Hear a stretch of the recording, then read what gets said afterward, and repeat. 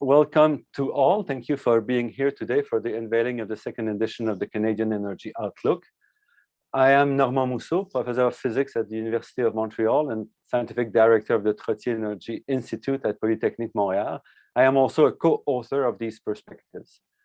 I would like to thank all those who participated in the production of this major project, especially those who contributed to its funding, including the Trottier Family Foundation, the Pôle E3 at HEC, the Trottier Energy Institute, and Natural Resource Canada, which also worked very closely with us in collaboration with its partners to validate a number of our assumptions and technological choices. But I want to make sure that even though they have collaborated, they did not have a say in the final results, analysis, or conclusions, and the responsibility of those are solely that of the authors.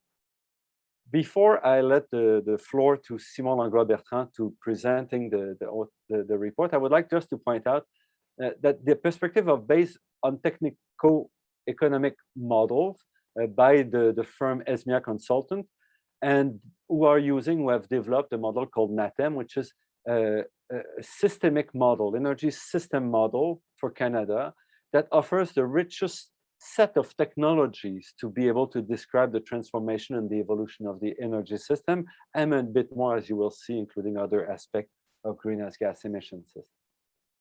So the model that is not a representation of the reality, and that's important to understand.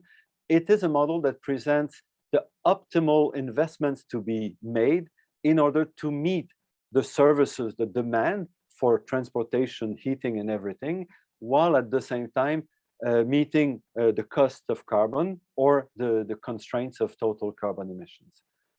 So such a model is very useful because it helps understand the technical issues, identify pathways that we should take first, and also point at pitfalls that we will have to address before we move on, or in order to reach our objectives, the national objectives.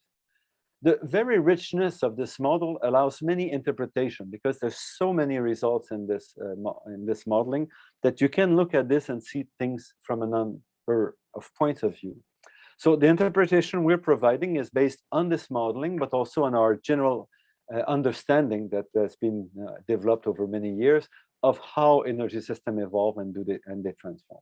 And this is clearly, I would say, something which belongs to the authors, but I'm confident that it holds up. The following presentation, I said, will be done by the lead author of this report, Simon Langlois-Bertrand. He will only have in half an hour time to present a very small overview of what our report contains. So I invite you, after the seminar, to read carefully this report and contact us after that if you have any comments or questions. You will have a lot of questions, but realize that there's a lot of material even in the seminar, so you can wait, and some of these questions you might have them answered directly. So before I give him the floor, I would like to just tell you there's 30 minutes presentation, then we will have a period to answer questions or comments. So you can make them along the way. We'll answer some of them as we go along, and then at the end we will answer them also in a more detailed way. So thank you, and Simon, the floor is yours. Thank you, Normand. Thank you for being here. I'm not sure the voice is going to hold up, but we'll see. So you'll have to apologize my flailing voice. So this is the presentation of the work of an entire team for about a year. So it's my pleasure to present these in this presentation. So I'll cover the essentials. So a few more words about the model, but especially the main scenarios that were considered, the main results and highlights, and some of the key takeaways from the report. So this is part of several publications that have been put out over the past few years and months on trying to assess the impact of deep production objectives in terms of GHGs, but also net zero more specifically, which is slightly more recent, but there's a plethora of reports that try to participate in that discussion and open up basically strategies over how to attain net zero, and of course what this implies for the entire economy, including in Canada, but also elsewhere in the world. So I give a few examples here, but there certainly is much more out there. As Normand mentioned, we use the North American Times model. So this is a model which strength lies in the very detailed representation of energy system, especially in terms of technology. So there's an entire technology database, including emerging technologies and technologies in development, which contains information that allows for an assessment of least cost pathways for different scenarios. And it does produce results at the provincial level for this particular exercise, although we impose targets for GHG reductions or for net zero actually at the national level. So it's important to understand that different provinces contribute differently in terms of national optimization of cost, but we do present in the report a discussion province by province in chapter 10 as well. So let me show the scenarios. So there are 5 in particular, the main ones used throughout the report. 2 reference scenarios and 3 carbon neutrality ones, so net zero, 60, 50, and 45. So the reference scenarios do not contain any constraints with regard to GHG reduction targets, and they're aligned with numbers and hypotheses on demands and different energy prices in the reference scenario of the CER's Energy Future 2020 report. They also includes GHG policies already in place, so legislated and regulated. In the case of CP30, it is one small breach to that principle where we added the very high profile announcement of carbon pricing increase up to $170 per ton by 2030. And we keep the same price indexed to inflation for the years after that. We also made CP30 as a second reference scenario that is more optimistic in terms of technology adoption by lowering the hurdle rate compared to standard practice. And then we have the 3 net zero scenarios. So the number corresponds to the date where the net zero target is imposed, so 2060, 2050, and 2045. And they all contain an intermediary target by 2030. So for example, NZ50 includes the net zero target of 2050, but also the 40% reduction target with respect to 2005. So basically the current government's targets. So it produces trajectories for GHGs that you see on the right. So the 3 net zero scenarios at the bottom. Reaching basically the constrained carbon neutrality by the time frame included in the constraints, so 2045, 50, and 60. And the 2 scenarios at the top. So the reference scenario is the business as usual one and does not result in reductions in emissions. The CP31, including carbon pricing, does invert the trend, but it's not enough to reach carbon neutrality or even 2030 target, as can be seen from the chart here, the difference between the purple line and the red line. So let me, present a few of the main results. So overall, certainly it's possible to get to net zero by 2050, but it requires a very rapid move away from the current path. What can be seen in this chart here, which is total GHGs across all the scenarios, you have the starting point for us, which is 2016 data, and then 2030, 2040, 2050, and 2060. And what you can see is that all net zero schedules converge more or less towards a similar energy mix, irrespective of their target date.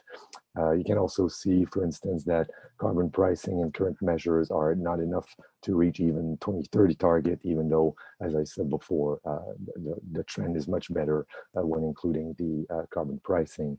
And something else that's important here is to understand the implications of the net zero aspect, which is that by the end of the time frame, there's a lot of remaining emissions, around 150 megatons of CO2 equivalent.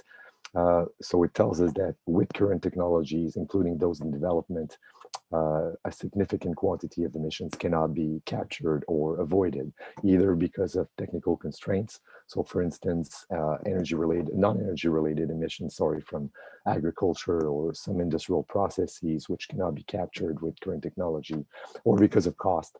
So in the remaining emissions, about 40% come from the transport sector, where technology exists or is in development, but due to the very high cost or other difficulties, does not show up. It does not completely eliminate the reductions from transport. So the implication is that these emissions must be captured and or compensated through different technologies like direct air capture or bioenergy with carbon capture to get negative emissions and compensate for what remains when we reach neutral emissions. All that being said, I'll get back to the emission or remaining emission and captured emission question in a few slides. Another transformation we see is, of course, to energy consumption profiles. So the decrease in total energy demand does not result in a corresponding reduction in the energy services that are provided, but instead a large part of the demand for these services is then met by more energy efficient technology and sources, mainly electricity. So another thing we can see here is that once net zero is reached, increases in energy demand are possible without breaching carbon neutrality.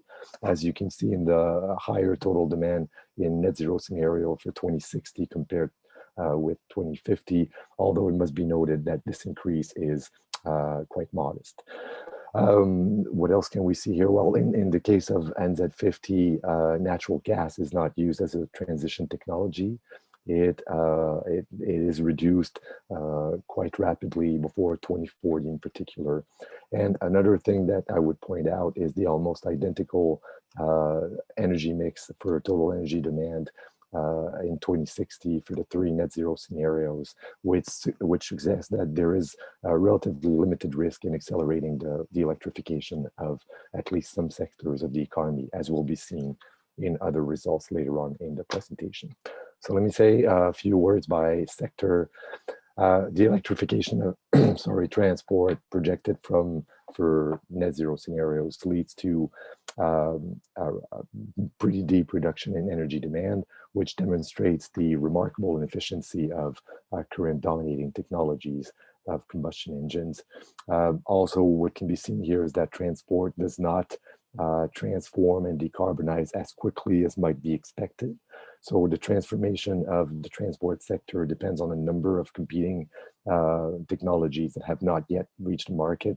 So because of the importance of standardization or the need for technology-specific infrastructures to recharge, for catenary lines, for hydrogen, the relative weight of these technologies, which will largely be determined by political choices rather than merely cost, although of course cost is an important factor as well. But I also wanted to show through the transport sector the dangers of looking at sectors from a general or global perspective.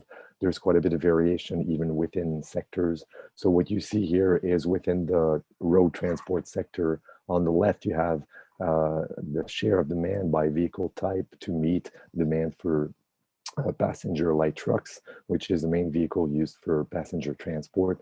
And you can see at least two things. One is that all net zero scenarios converge towards an overwhelmingly electric mix by 2060. And second thing we can see is that this shift is rather slow. So even in 2050, in net zero 50, even in net zero 50, less than half of the light trucks are electrified by 2040. So it shows the high cost of the transformation, but also the slow pace of trying to replace a vehicle fleet that lasts for a decade or more. Contrast this with the results on the right. This is for heavy duty merchandise road transport vehicles. Again, share of demand by vehicle type. A few things to point out here. All electric powering takes longer to emerge. Almost none are done by 2050. Another thing is that there is variation even within or across net zero scenarios because constraints in the transport sector, especially this subsector, are so important that the results will depend on small things because of a very large inertia for the sector. And the technology mix is much more eclectic. So it includes electric, but also hybrids, hydrogen-powered vehicles, and catenary lines. So it tells us that due to the high cost of technologies for this subsector, there is significant transformation that will have to wait and that compete on the longer term. But also it tells us that technologies that will end up dominating the sector will depend on choices over what infrastructure to build, which of course may change these results significantly. So this should be interpreted with care. Norma, I think you're going to have to take over. I want to make sure that everyone hears quite well. I don't know if you mind taking over here. Let me know when I need to change. Sorry. Okay. Well, sorry for that. You see that we have people who are dedicated and even half sick will continue. So in terms of energy production, what we see over in order to the tendency, what you see is that in the reference scenarios, we see an increase in primary energy production that follow essentially the projection of or that are close to what we see, for example, with CER's projection. But as we impose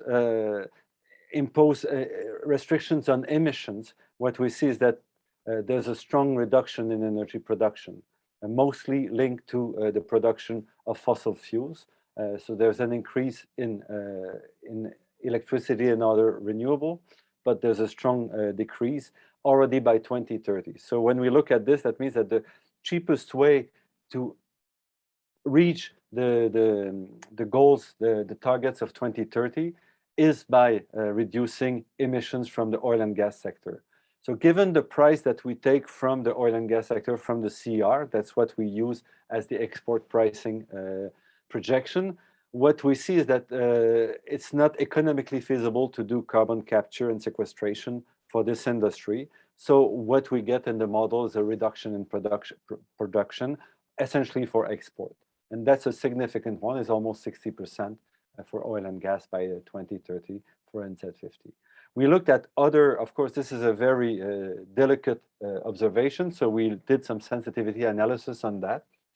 And what we find is that if you want to keep emissions higher in oil and gas sector, it is necessary to make reductions somewhere else in the energy sector in Canada, in the whole GHG emissions.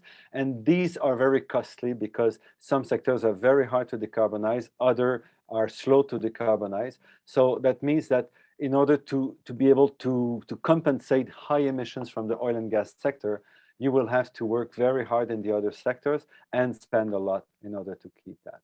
So that's, I would say, that's the main avenue. What we see is that over the year after that, there's essentially a stabilization of the total energy production. From 2030, you see, to 2060 is almost stable in the net zero scenarios, because as we shift to electricity, there's more efficiency, there's more productivity with the same energy. That's clearer when we look at electricity production.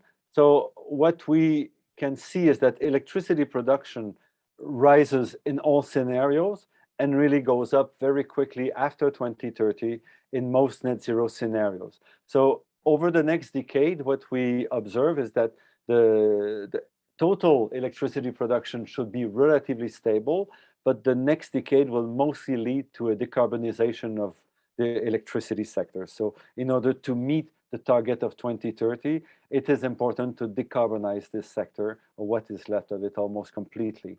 And then after that, in order to meet the electrification needs of the other sectors, the needs for electricity as we electrify the other sectors, when the decarbonization scenarios show an increase in electricity demand. And of course, the more you decarbonize, the higher you produce, you need electricity. By 2050, you see that NZ50 and NZ45 are very similar because both will be decarbonized. And you see that the production of electricity, the new addition, comes mostly from wind and then solar. There's also some nuclear, some small nuclear reactors that are there. The exact balance of those will depend a lot on the technology prices, the storage facilities. So you have to take this kind of the exact distribution with a bit of a grain of salt, but overall we see we have to more than double the electricity production by about 2.1, in fact, 210% increase over today.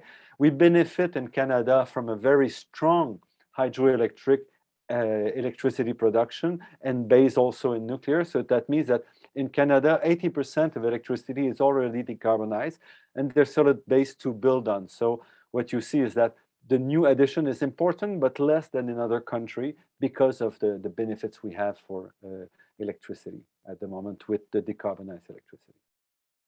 Thank you. Regarding industry, industry is very interesting because it's kind of the most rich basket of energy use that we find. So it uses almost all possible sources of energies are used in industry. And already the industry is largely decarbonized in its use. There's a lot of electricity. There's a lot of bioenergy that you see. Over the next few decades, this mix will remain, the diversity will remain with a move to more low carbon electricity energy, including biomass, including electricity. So this energy consumption in industry is very varied. And what we show here by amalgamating all the industry sectors doesn't really do justice to the model and the details of each sector. So it is important to go back and look at sub-specific sectors in detail and see how they decarbonize. What are the technologies we retain for this? Because for each of these sectors, we have an area of technologies with cost and with efficiency and with projection, and all those drive this transformation. But essentially, even by 2050, the electrification of this sector will be at about 48% or something in NZ50. So you see a lot of other energy will be used for heat production.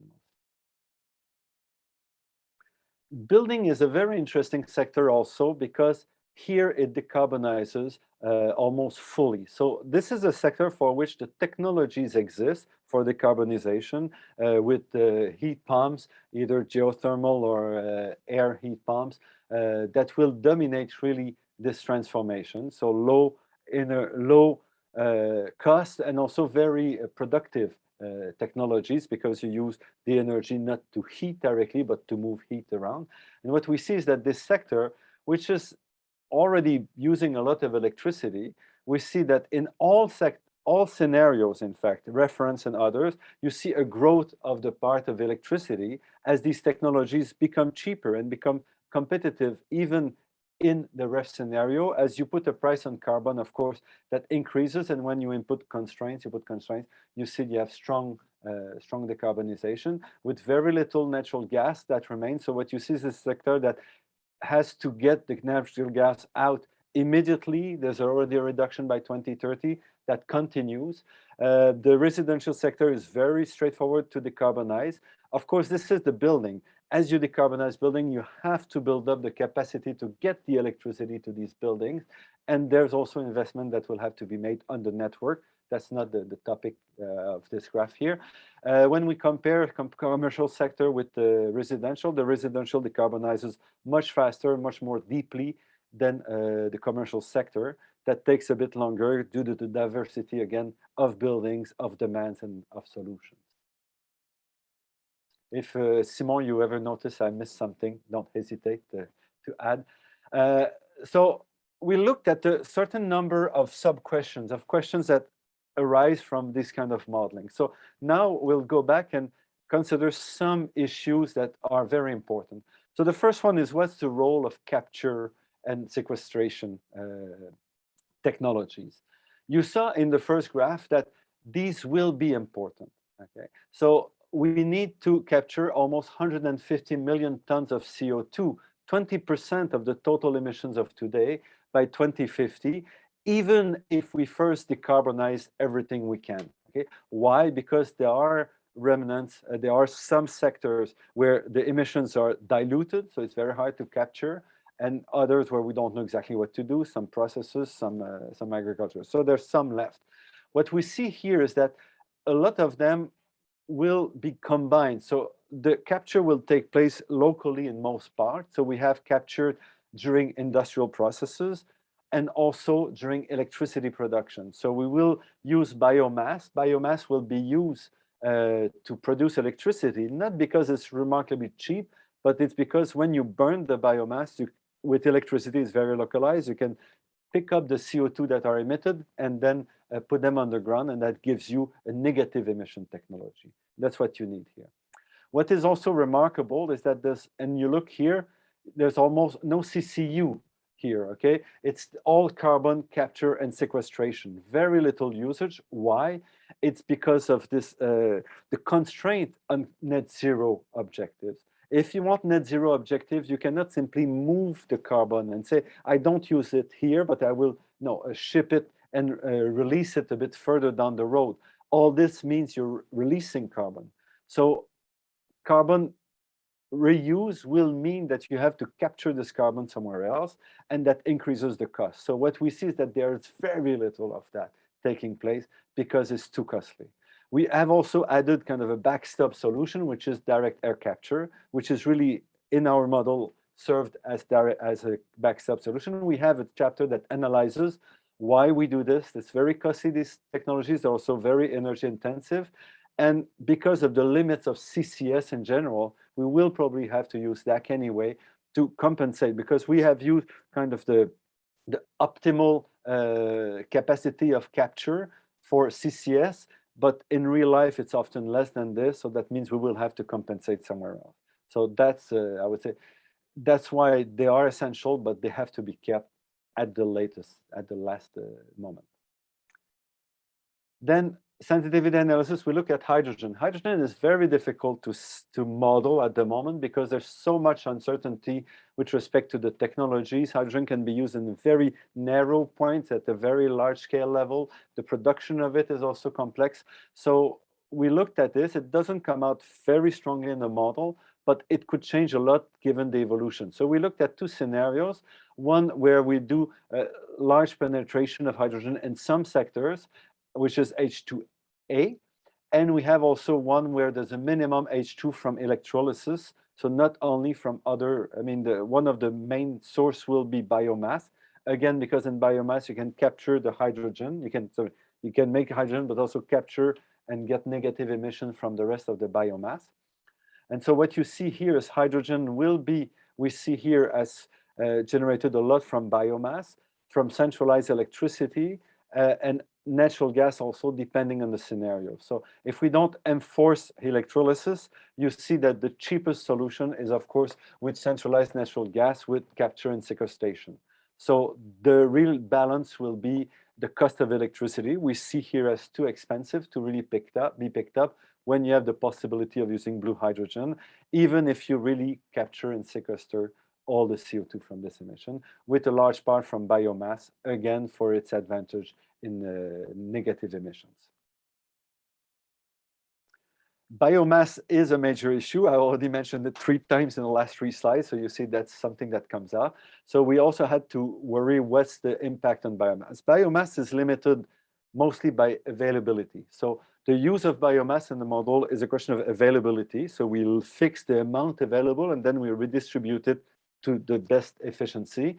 As you saw, given that we have a lot of residual CO2, we use a lot of biomass as negative emission technology, so with electricity production. So you could imagine it could be used for renewable gas and others, but given the pressure of net zero objectives, it's kind of really reserved for this type of electricity production, as you see here in small blue. So we look at 2 alternative scenarios where we reduce biomass availability by 50%, we increase it by 50%, and essentially we match the total capacity. So all the biomass available is used, but as you see, the usage is not exactly what is often projected today, and again, mostly due to the restriction imposed by net zero objectives.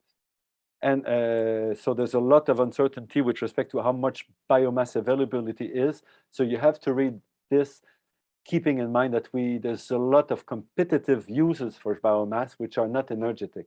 And we'll have to balance this over the next decades. Yes, thank you. Okay, so main takeaways from the report. I'm a bit slower than Simon, so I hope you'll forgive me. As I said, the first simple, I would say, takeaway is just that net zero changes everything. So once you get that over, it's done, okay? It includes even the short term. And when I say everything, we over saying it, but not that much. It really have to change the way you approach this transition. You can no longer target partial reduction, 20% less here, 20% here, a bit more efficiency here, doesn't give us net zero. It doesn't mean that these are useless, but you have to really think, how do you construct a path that gets to zero, okay? And that's really important.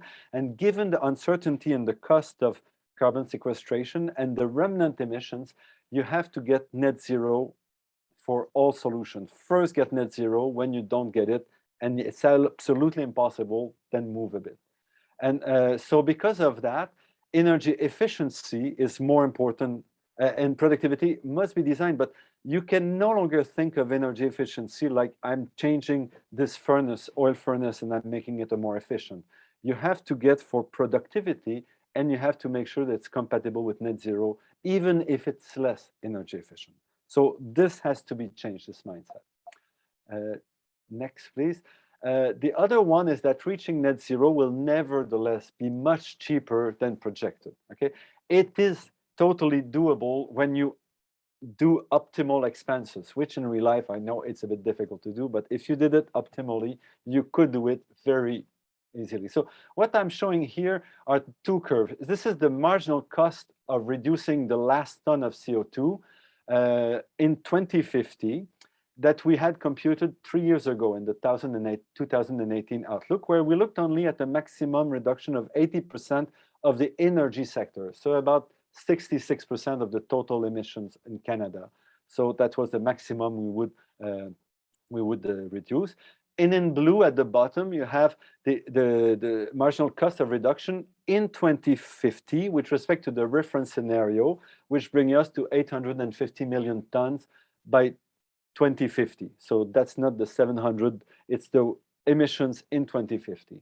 And what we see here is that to reduce by, to have the same level of reduction as we had projected 2 years ago would cost 3 times less, okay? Instead of $1,100, it would cost about $300 to get to 2/3 of the emissions reduction in Canada, okay?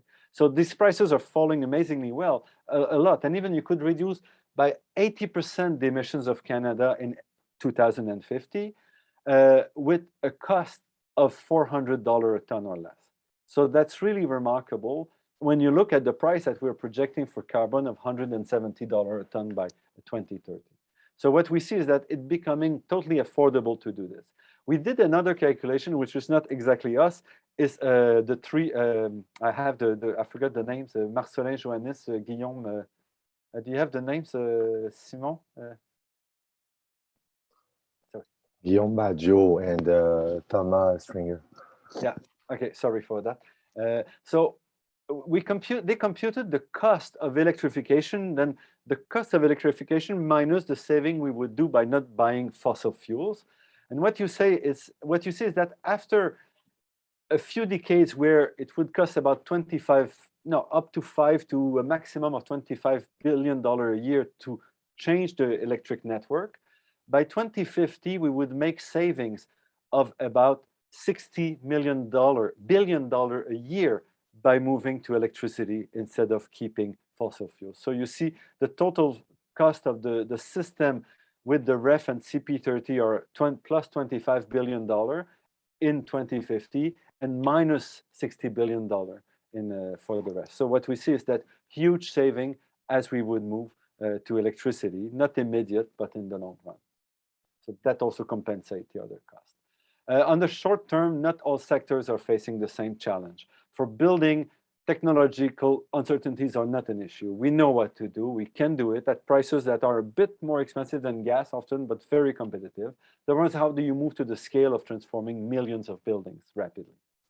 For electricity sector, we also need to decarbonize it. The problem is, how do you make sure that as electricity represents a larger and larger share of the total electricity basket, how do you make sure you have resilience and you answer the demand of people in time of crisis? And so this resilience has to be thought. It's not impossible and it can be treated, but that's a major challenge.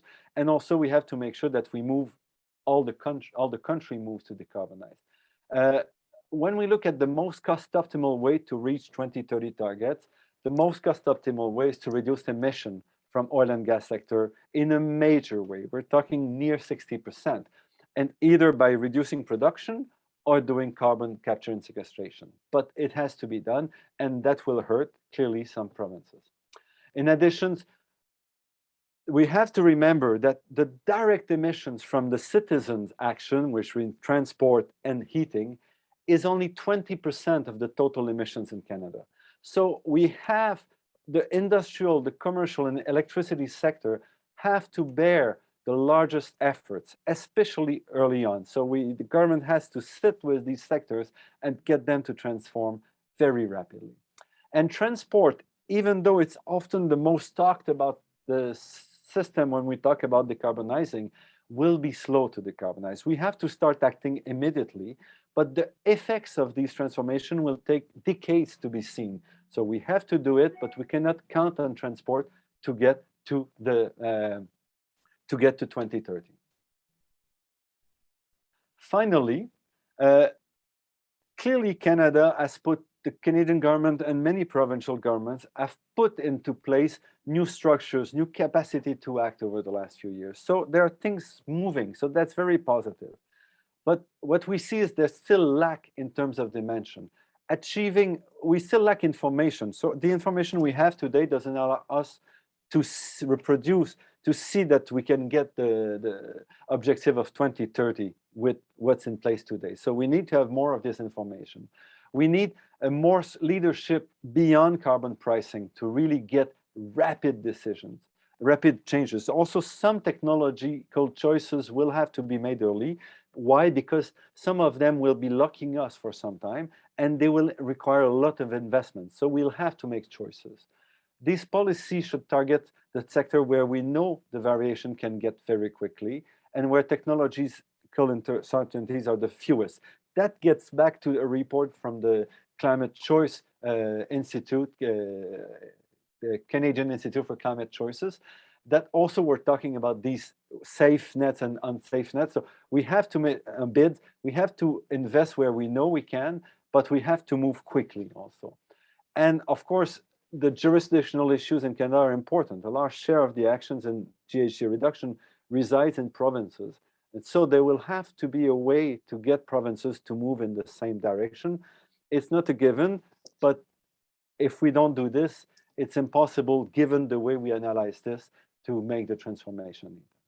So I will stop here. I would like to thank Simon, because even though I'm the one who talked most, it's Simon who wrote the most. So, thank you, and we'll take questions. Louis will be handling the question period. Yes, thank you. Yeah, Simon wrote so much that he lost his voice, kind of paradoxically, right? Thank you again for those that posted questions. You still have time to post some more. Two questions related to the same topic about transmission requirements, including interprovincial transmission. How was that taken into consideration in the model? That's a good question. I'm not so sure. We have to check. I don't think we increased the transmission between provinces. It was mostly done with the transmission in place and with additional storage to handle the provincial variations. Unless Simon contradicts me, that's what I remember. Oh, there is a little bit, but it's restrained by the different measures in provinces to control that number, so it doesn't go up very abruptly. Interprovincial, that is. Yeah. So that's a political issue that cannot be solved by modeling.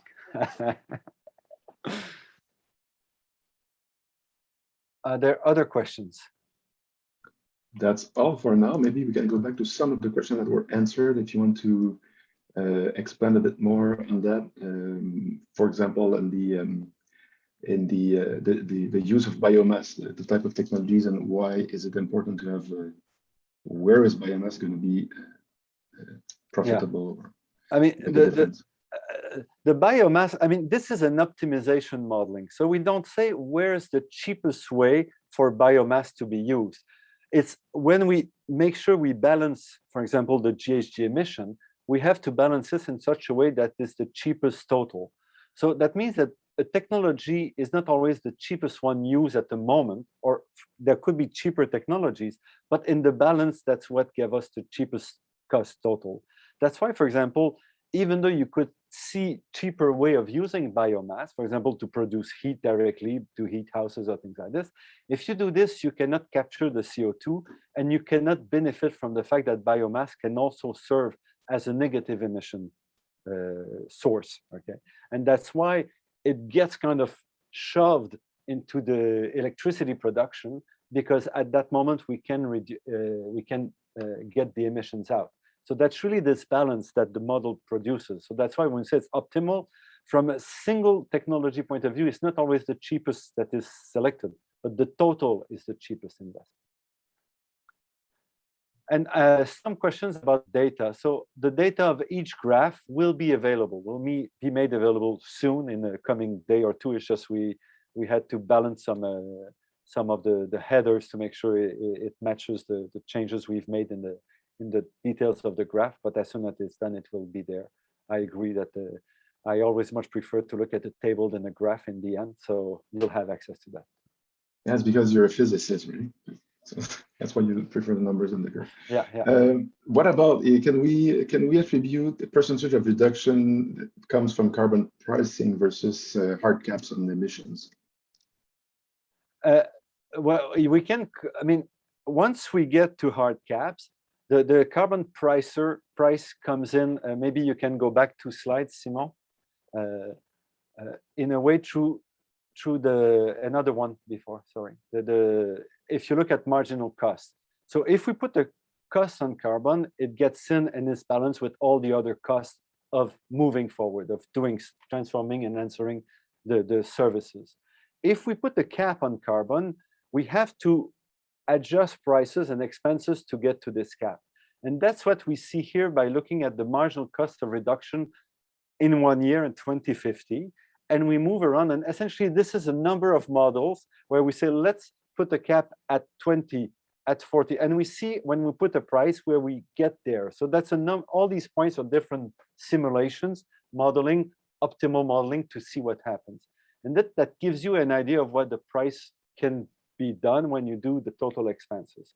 What happened for 2030 and why we see that $170 a ton maybe doesn't deliver as much as other economic model is because there's a number of latencies built in this model. If you just bought an equipment today, you might not want to change it tomorrow because the cost of replacing it, given what's it called, you have to reduce to amortize and all this, will be too high. So even though the cost of carbon will mean that your energy is expensive, this model captures the full cost of transforming of equipments and all this, means that you will not make this transformation immediately. And that's what we see. We see that even with the relatively high price on carbon, the transformation doesn't take place as sufficiently quickly to meet these objectives. So the question on drivers. Question like hydrogen production, does the analysis factor in projected expected export capabilities? No, the exports are not included here. The only export we put here are exports linked to energy, the standard exports. So hydrogen exportation is not included. In some way, it doesn't matter because if you export it, whatever happens outside of the country is not accounted for in terms of emission. So all this, it's also important to understand the limitation of such a model, but this limitation is the same as the Paris Agreement. In the Paris Agreement, emissions are accounted to the country where emissions are produced.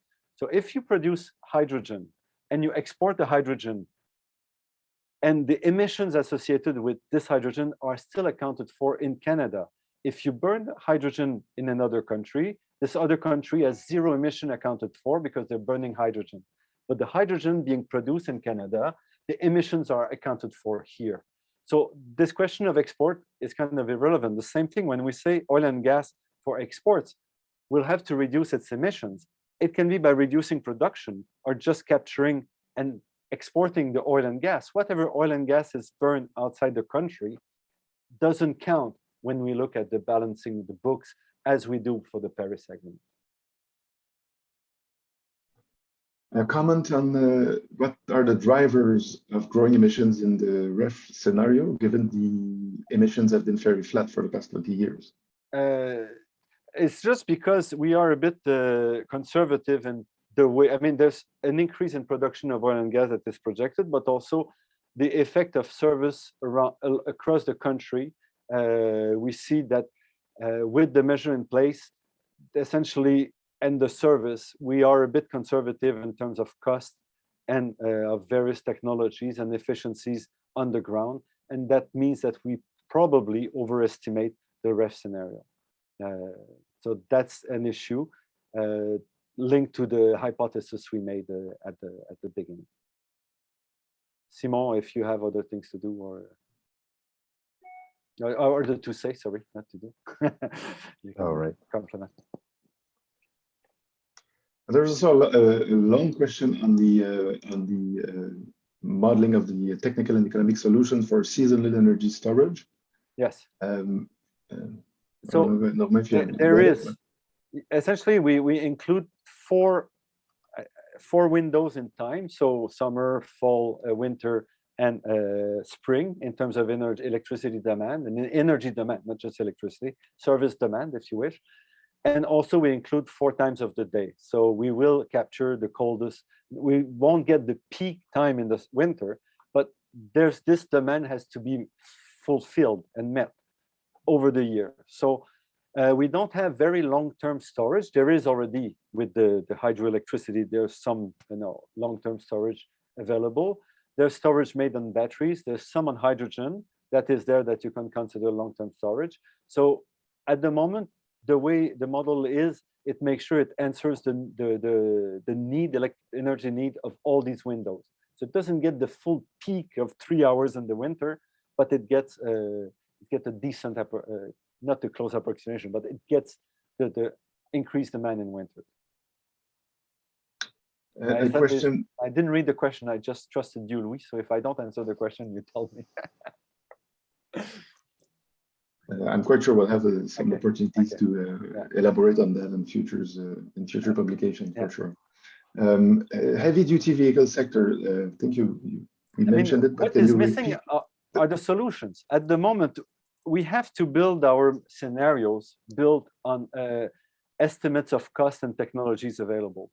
And for the heavy transport, there's so much uncertainty. I mean, there's been a lot of trucks promised and all this, but none of them are on the road. We don't have a real scenario of cost evolution for these sectors. So they're not there because we take a conservative approach and we don't put in solutions that are kind of half blue sky or blue sky. So that's a limit of the model, but I think given the difficulty we have at transforming the economy, we prefer to err on the kind of conservative side because we're probably already too optimistic with respect to reality, but depend on which, but on some sectors. Did we include some reaffectation of thermal facilities to be used as sorts of giant batteries? No. Those are not technologies that are, I mean, melting metals and all this, those are not technologies that are included as storage at the moment. I mean, those are not costed. There's a lot, I mean, those are kind of proposals, solutions and development, but none of them are working. So there's not enough information to estimate what they could really play as role. Any assumptions around the importation of low carbon fuels? We don't import. I mean, we don't include this. All we know there are some included. So what's there, it's already included in the account.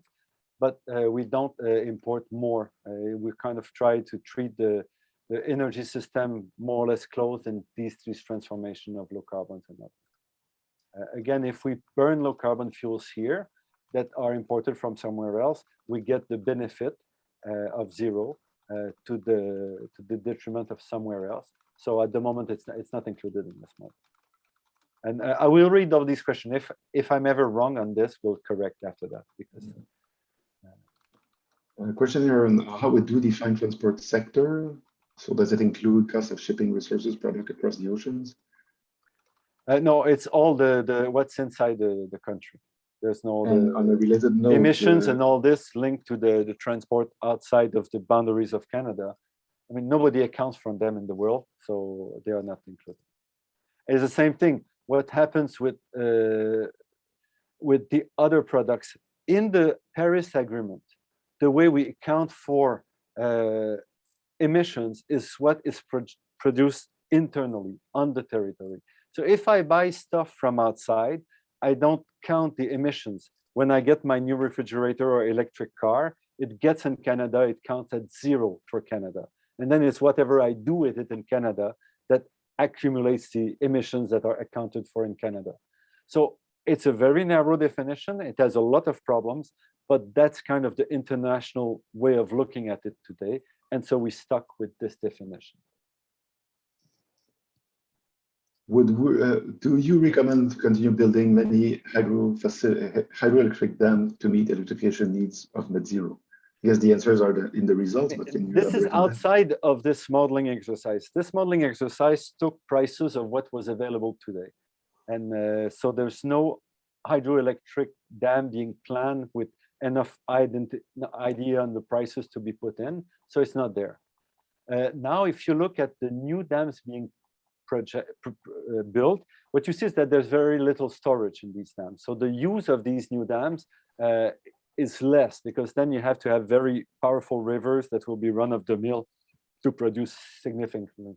If you want to flood a lot of territory, it's very difficult to imagine that it will be acceptable today from a social point of view. So, and the cost as you move further and further away on the territory are increasing. So all this means that it's unlikely, that's my opinion. So it's not directly from this report. It's my opinion that it's unlikely we build a lot of new hydro electricity, because the cost of those compared with variable electricity and the benefits of those, given that there will not be large reservoir, will be limited. So it's unlikely. That's my guess, my guess, but it's not in the report.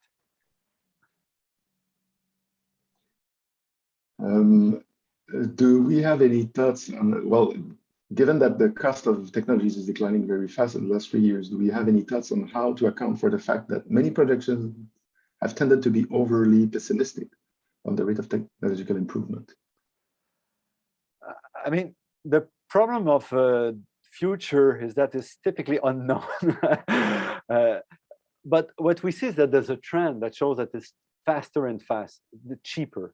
So in some way, the solution is to start moving rapidly and start in the direction we know we'll need to go, and then just hope that given the technology we have, we know we can do it, and hope that new technologies would lower the price and reduce the hurdle. That's the only way. I mean, the way to solve this is not by modeling. The way to solve this is by doing. As I said, for cars, for example, the fact that we have ZEV scenarios or zero emission vehicles laws and all this, they are realizing the future. They are transforming the future, because these laws that target 2035, 2040 already tell car producers, you have to get there, you have to have competitive price. Otherwise, people will not buy car, will push by 2 or 3 years the renewal of their cars. So those are ways you create the future. And that's what we have to do. So if we sit and we say nothing will happen until I have the price I want, well, you're just pushing the future away, and you don't get there. But again, that's not in the model.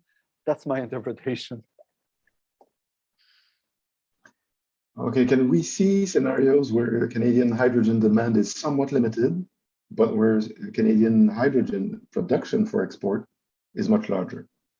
I mean, absolutely. As long as the oil and gas industry does carbon capture and sequestration, so zero emission, they can produce as much and they can export. Or if you export hydrogen and somebody is ready to pay for the carbon, that could be a way of doing it. So there's absolutely nothing that prevents it. at the moment. What we know, though, is that carbon capture and sequestration is imperfect. So at the moment, we see underground real capture and sequestration that go at about 80%. So there's still 20% of the energy that goes into CO2 or methane or whatever that need to be compensated. And this will need energy to do direct air capture, for example, to compensate this. And we have a chapter that discusses that. So that will increase the cost of hydrogen if you do it this way. But it's totally possible. Can we share insights or analysis on which end users contribute most to the growth of the electricity sector in NZ scenarios? Electrification of buildings, transportation, industry? Which We sector? probably have a I think graph we have somewhere. that slide somewhere, right? I mean, building is clearly a big thing. It's also building comes in at a very high level. Transportation is further down the road. So if you want to look at early on, building is one that will contribute a lot. Not in Quebec, which is already quite electrified, but around the country elsewhere, almost it will be the dominant demand. It will also be dominant in the sense that it has the most variation over the year. So you need the power difference is quite large. Industry will increase. It's not as big, the demand, but it's also easier to manage because it's much more stable. So you can predict it, you can go for it. There's also a large number of new sectors that are in development. And these new sectors being in development, they're not included in this model, but you have all type of data centers and all others who could represent significant demand as we go. Some industry like greenhouses. So we have in the report, but I don't have all the numbers, but we have in the report the share that we see. But I would say those are the major ones early on.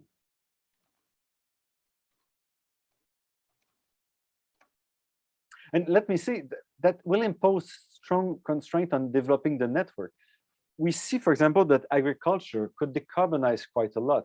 It's energy usage. But for that, it means that you need to have a lot of power getting at the farm. So you have wires and everything, all the distribution network will have to be upgraded. And that's costly because you have 3 farms, each separated by 2 kilometers of lines. So you will have to have economic models, way of distributing these costs. Otherwise, if it's the farmer who pays the full cost, it's unlikely they will do it. So how would you compare this strategy with those of other countries? I would say we have the benefit from starting from a very strongly decarbonized electricity basis, and we have a lot of potential for renewable energy, very cheap. We have a lot of territory and a lot of wind, less sun, but still reasonable amount of sun. So that really puts us in a remarkable position for decarbonizing. The question, of course, is the other part is that to decarbonize is the oil and gas industry that will suffer from this transformation. And that's also different from many countries. But I would say, overall, we start from a very good position.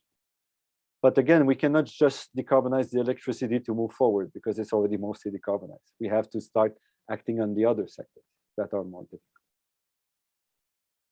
Okay, seeing that the rapid electrification required under net zero models and with electricity interties being crucial, but falling under provincial jurisdiction, are there any takeaways, hurdles important to understand how to push us forward toward integration for rapid electrification? I mean, it's clear that if you have more integration, you can lower the cost, and you don't have to develop as much power in each province. It's not in this. I'm co-founder of the Transition Accelerator, and we have a sub-organization that is called Canada Grid that will be presenting. We'll have a meeting next week, a 3-day meeting on these issues, where we look at the benefit of grid. So I would suggest that you look at this. There will be more insight in what I can provide today. Any assumptions made in the electrification scenario and the increased need for critical minerals needed for electrical vehicle? I would say no, first, but again, the need for critical minerals is lowering. There's a lot of pressure for example to get cobalt out of batteries, and we have the technology to get it out. So it will be out in the next few years. So I think we'll reduce the critical minerals over the next few years. That's possible, and also we'll be better at the recycling. So it's not included. It doesn't account here at all. But my kind of this is the issue that I'm looking at. And I don't think that will be a major barrier to do this transformation. And yes, the GHG emission from mining in Canada is included, but with the growth, kind of standard growth, we cannot predict, okay, there will be 3 new mines that will be created 3 years from now. So we have to suppose kind of a trend, a transformation of the economy or evolution of the economy. One question here on the assumptions for provincial scenarios. More specifically, what are the emission intensities that we assume for Alberta energy production? It's all detailed in the annex. We have an appendix that details a lot of these assumptions for the energy production. So you can, I don't have them by hand, but if you look in the report, it's appendix A, I think some like page 210 or 20. And one final political oriented question. It seems that the political conclusion of your report is the Liberal plan must overhaul, do 3 times as much as what it is now proposing. I would say what we find is that with the information available to us and the evaluation of what's been announced, and the problem, for example, the HEHE plan announced last fall doesn't have real indicator or target, so it's very hard to extract transformation. What we see is that we cannot reach the targets. If we add the clean fuel standards, the projection made by the government is about 20 million ton, we get to about 16% reduction with the carbon tax and the clean fuel standard by 2030. So we're still at least half below, more than half below what we would need with what we know today. So we finalizing an analysis of this that will be published in 2 weeks. So we'll have some more details, but that's not in the model. So that's something outside of this model. And that brings us to the end of the hour. I will thank everyone that posted questions and all the one that attended. Thanks again, Simon Normand, for the great presentation. I will remind you that the report is available for download at the address you see below the screen, or that you are seeing at the bottom of the screen. Numbers will be made available. All the numerical values that we're using, the figures will be made available in the coming days. Just finalize making them nice and pretty. The French version of the report will also be available. Yes, la version française est en cours de traduction. Merci de votre patience. Mais le sommaire, le résumé est disponible déjà en français. So thank you, everyone, and please if you have other questions, send us your questions. Don't hesitate to post them, and we'll answer as quickly as we can. Thank you again, and have a great evening. Bye bye.